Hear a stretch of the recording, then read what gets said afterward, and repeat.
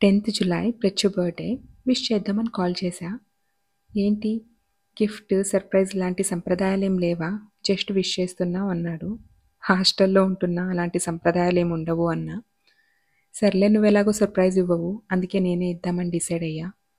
సరే రెడీ అవ్వు, ఇంకో గంటలో మా అమ్మ నాన్న వస్తున్నారు నేను చూడ్డానికి అన్నాడు. వాళ్ళు నన్నెందుకు మీట్ అవుతున్నారు ప్రచ్చు, అయినా వాళ్ళు ఇక్కడికి ఎందుకు వచ్చారు అని చాలా భయపడుతూ అడిగా. నేను మా గురించి మొత్తం చెప్పేశా. మేబీ అందుకే వస్తున్నారేమో, నాకు కూడా తెలీదు.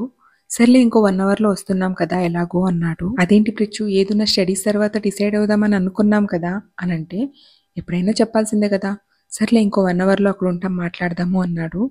నాకు అసలు ఆ కంగారులో ఏం చెయ్యాలో కూడా అర్థం కాలేదు. కాసేపు తర్వాత మా అత్త మామ ప్రశాంత్ వచ్చారు. నా రూమ్కి వెళ్ళి కూర్చొని మాట్లాడుతూ ఉన్నాము. నాకు వాళ్ళతో ఏం మాట్లాడాలో తెలీదు, వాళ్ళు నన్నేం అడుగుతారో తెలీదు.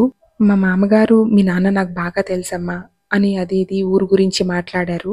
1 కేజీ యాపిల్ ఇచ్చారు, వెళ్ళిపోయారు. నేను చాలా కన్ఫ్యూజ్ అవుతున్నా, అసలు వీళ్ళు ఎందుకు వచ్చారు, నాకు యాపిల్స్ ఎందుకు ఇచ్చారు, ఎందుకు వెళ్ళిపోయారు అని. యాక్చువల్లీ నేను చదువుతున్న ప్లేస్ నుంచి ఒక 20 కిలోమీటర్స్లో ఒక టెంపుల్ ఉంది. వాళ్ళు అక్కడ దర్శనానికని వచ్చారు. ప్రశాంత్ ఆన్ ద వేలో మా ఊరమ్మ ఇక్కడ చదువుతుంది అని అన్నాడంట. అవునా, ఇంత దూరంలో చదువుతున్నారా, సర్లే ఒకసారి వెళ్ళేటప్పుడు పలకరించిపోదాం. కాసేపు తర్వాత నేను ప్రెచ్చుకు కాల్ చేస్తే, ఇదంతా చెప్పి ఎలా ఉంది సర్ప్రైజ్ అన్నాడు. ఇంకా నేను ప్రెచ్చుని ఎలా తిట్టింటానో మీ ఊహకే వదిలేస్తున్నా. ఇంకా స్టడీస్, ఎగ్జామ్స్ చూస్తూ చూస్తూనే ప్రెచ్చు ఫైనల్ ఇయర్ ఎగ్జామ్ కూడా అయిపోయింది. జస్ట్ ప్రశాంత్ నుంచి డాక్టర్ ప్రశాంత్ అని ప్రమోషన్ కూడా వచ్చింది. నేను 3rd ఇయర్ కంప్లీట్ చేసుకొని ఫైనల్ ఇయర్కి ఎంటర్ అయ్యాను.